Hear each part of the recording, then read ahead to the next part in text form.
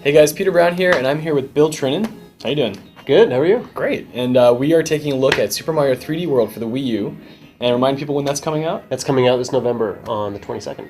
All right, and we're going to take a look at about 5 levels today, and a few of the new power-ups that Mario has. That's and right. I guess that the whole cast has. Yeah. And well, let's take a look. Okay. Can you explain the setting of this game? Because as far as I'm understanding, because you told me, it's not in the Mushroom Kingdom.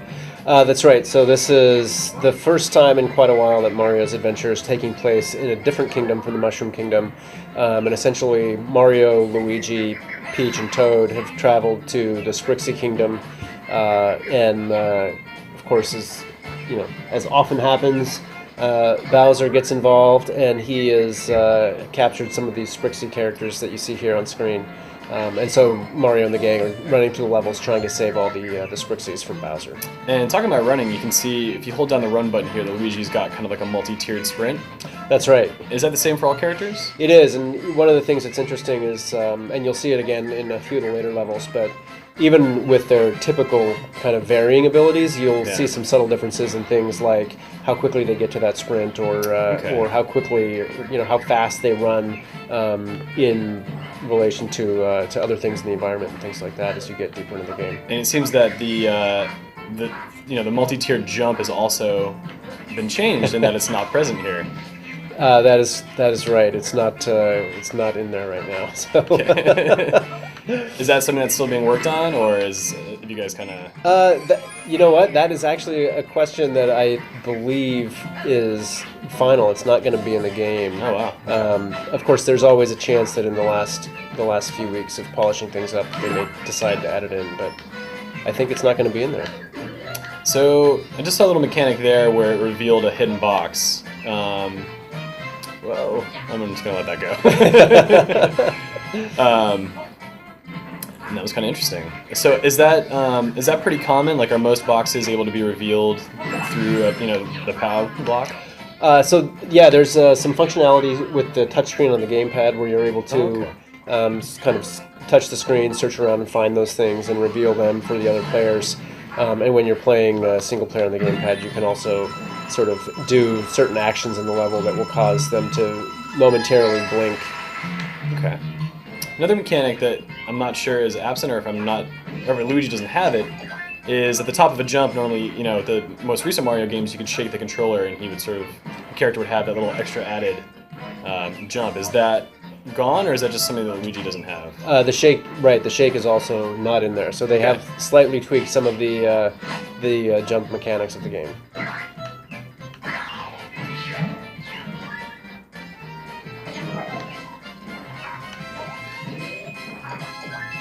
Alright, what are those bells exactly? So the bell is what gives you the cat transformation. Oh. Gotcha. And so every time you get an extra power up, it stores it in your minus block there, your minus box there. So if you lose your power up, you can tap the minus button, and you'll have one item in reserve.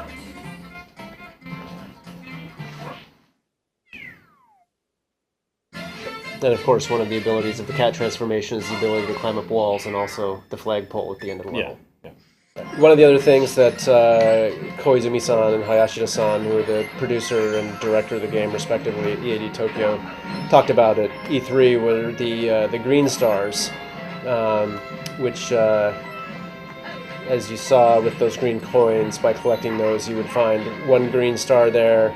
The green stars are sort of the kind of additional items in the levels that you're trying to collect, in addition to coins and getting to the end of the flagpole. Very nice.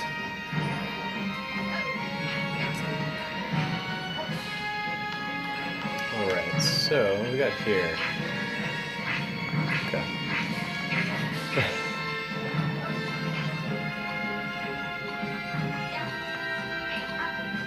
Oh.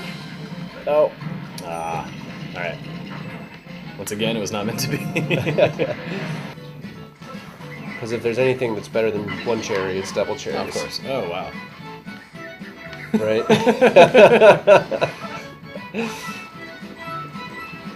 What's great about this, so you're controlling both of these Luigis at the same time. And then But if you run them over into, for example, walls or jump them up on things, you can gradually get them spread apart. Yeah. Yeah, so that comes into play throughout the level as well.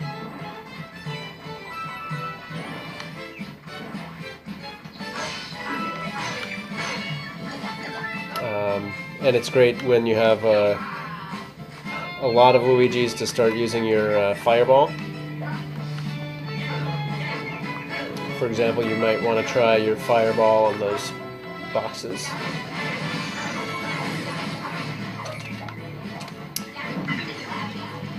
Oh no.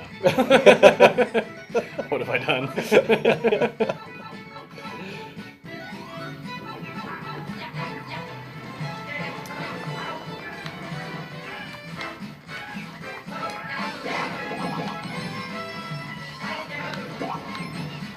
Oh, you guys aren't gonna wait? They're fast.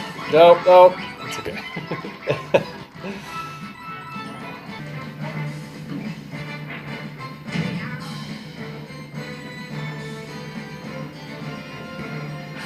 So this is a scrolling level.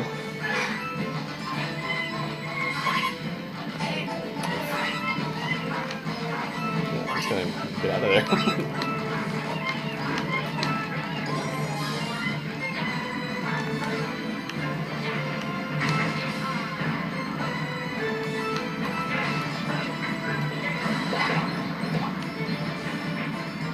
Will the screen push me forward if I let it take me? No, you'll lose die. life. Okay. You'll have to start at the beginning. Jump back into that. It's another. Oh. Okay, you'll have to grab a couple more up ahead. If you break the bricks out from under one of these guys, and then jump. No. It's okay. Okay. So now the other thing about multiplayer is that this is a competitive multiplayer. So we will be scored at the end of our. Oh!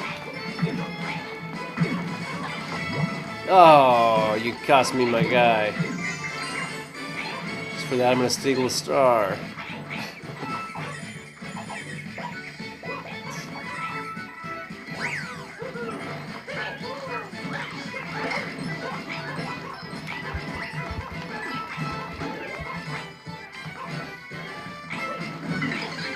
Oh no.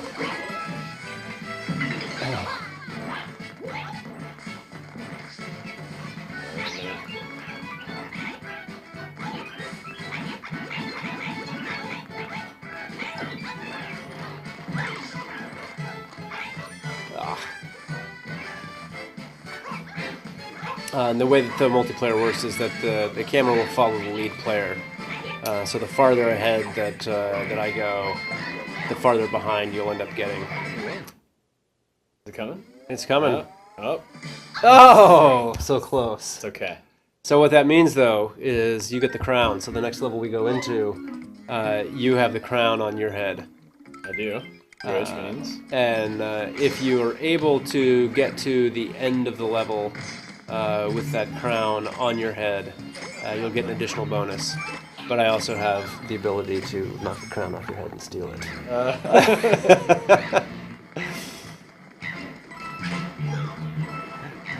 The piranha plant is particularly handy for stealing the crown.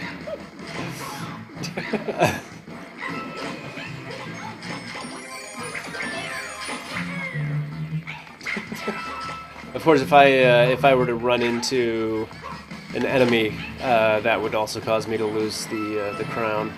If I take damage, it'll fall off my head.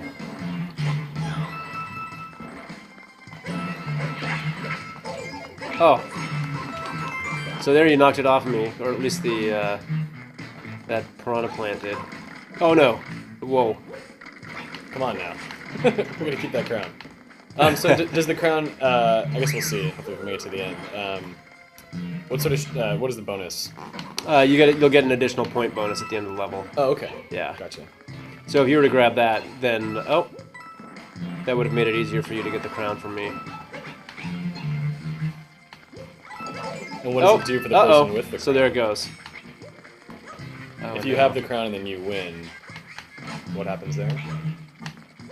So if you have the crown when you get on the flagpole at the end, you get a 4,000 point bonus that's added to your score, and then it's sort of bragging rights for the next level. Gotcha. Yeah.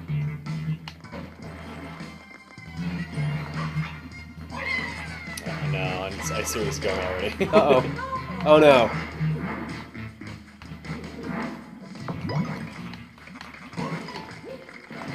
Oh, wow. Okay.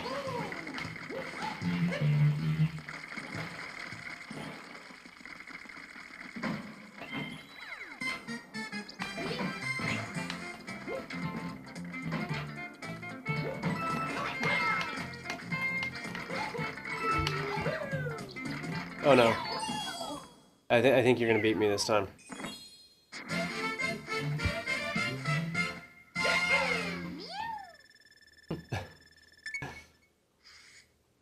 Well, there you have it, guys. That is the new content for Super Mario 3D World. And, I've played 3D Land before, but this felt very different. Yeah, I mean, it's interesting in that being a 3D Mario game, you're still really exploring the world, much more so than you would in sort of the side-scrolling Mario games. Yeah. There's a lot of rewards to find, a lot of little hidden secrets. But then once you get into the multiplayer, it turns into just a complete mad dash for who can get to the most points as quickly as possible and then get to the end. Yeah, that was kind of fun, actually, because I think a lot of the, when people play multiplayer in Mario games, it's the joy of playing with your friends, but there hasn't yet been that mechanic that sort of incentivizes it, I think. Yeah, and certainly this game, the multiplayer is much more competitive than it is cooperative, and it feels very different from the way that you just play through the single-player game, which is what I love about Super Mario 3D World. Yeah. Yeah. Awesome. Well, thank you, Bill. Appreciate your time. Thank you. Thanks for coming down.